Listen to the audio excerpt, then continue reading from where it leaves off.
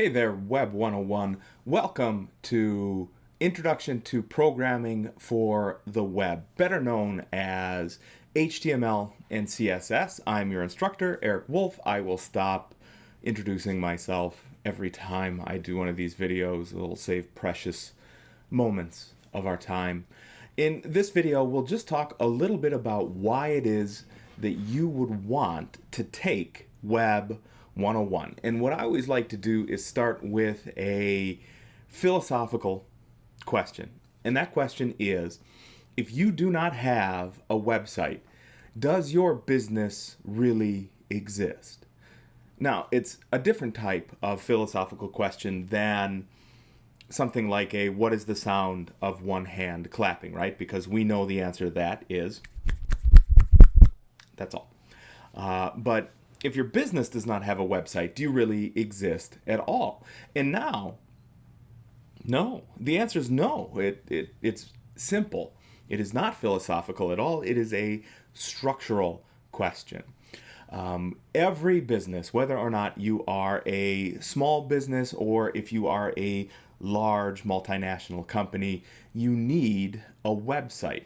When was the last time you, as the watcher, the listener here, when was the last time that you went to a library for anything more than air conditioning, stealing music or movies, or you had wandered in there accidentally to get out of the rain, right? That's for the most part the way we look at looking up information from a library. Like, that's quaint and weird.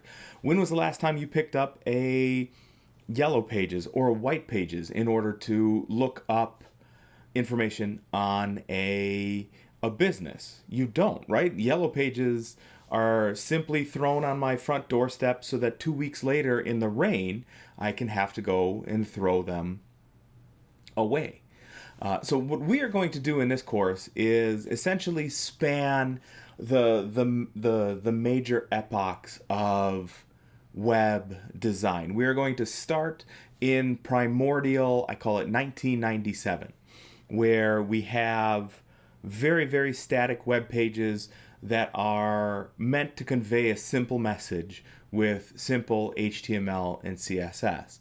And in short order, by the time our 8-week course is done, you will be able to create web pages that look good on desktops, that look good on tablets, that look good on smartphones, that are deployable any place, would be good for use by any business, and will showcase your ability to take a request from a client and turn that request into high quality images, high available, high contrast colors, high impact messaging, and high visibility of the various design elements that you are going to put into there.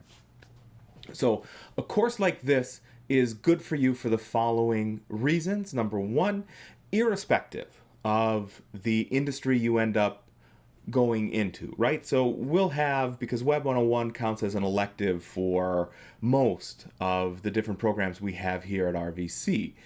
If you go into nursing, if you go into education, if you go into general business, if you go into, government, nonprofit, etc., one of the top 5 most sought after skills in every industry is web design, because our industries are at a place where all of them understand that you are going to need a web presence. So you'll be qualified to help whatever organization it is that you land at, develop and grow their web presence.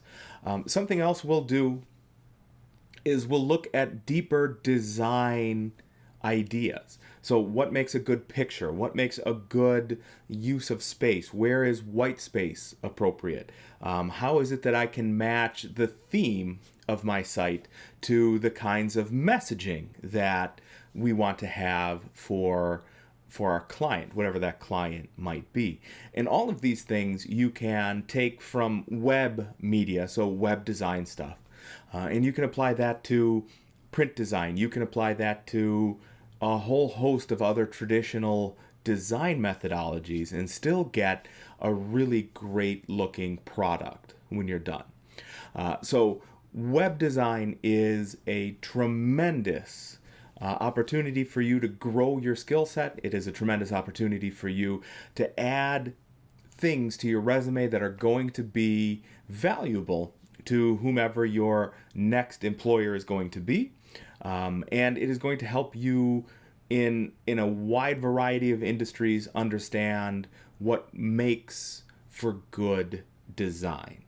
So as we move forward, we're going to investigate both, the science aspect of web design, which is HTML and CSS, and the art aspect of web design, which is all of those other things we've just been talking about. So this has been a rationale for why you are going to benefit from having taken Web 101.